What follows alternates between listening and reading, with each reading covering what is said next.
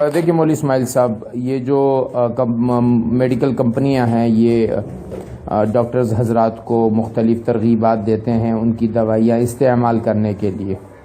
اس میں کچھ تفصیلیں ہیں. وہ کمپنی کا جو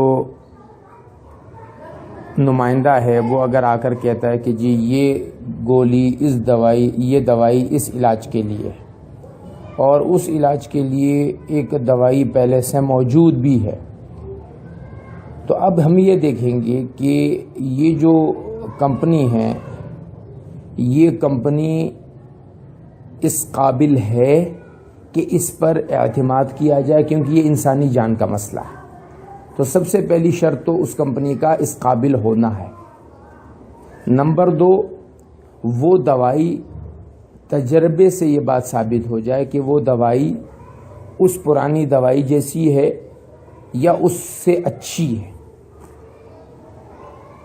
یا نمبر 3 یہ ہے کہ یہ دوائی یا تو اس پرانی دوائی کی قیمت کے برابر ہے یا اس سے کم ہے.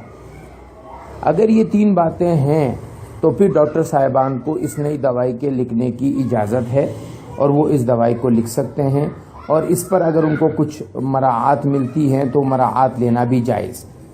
لیکن اگر ان کو یہ معلوم ہو کہ بھائی یہ کمپنی اس قابل نہیں ہے یا یہ دوائی ویسی نہیں ہے یا اس کی قیمت جو ہے وہ پرانی کی قیمت سے زیادہ ہے، تو اب اس صورت میں یہ ایک لالچ ہے اور اس کا کرنا ٹھیک نہیں ہے.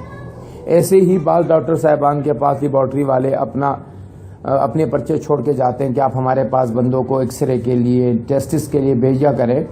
تو اس میں بھی یہ حکم ہے کہ اگر ٹیسٹ کی جو رقم ہے وہ نارمل لیبارٹریوں میں جو ہوتی ہے وہاں بھی وہی ہوتی ہے، لیبارٹری والے اپنے نفع میں سے ڈاکٹر صاحب کو حصہ دیتے ہیں، تو پھر تو وہاں پر بھیجنا جائز ہے، بشرطے کہ اس لیبارٹری کا جو معیار ہے وہ عام موجود اچھی لیبارٹری والوں کا ہی ہے.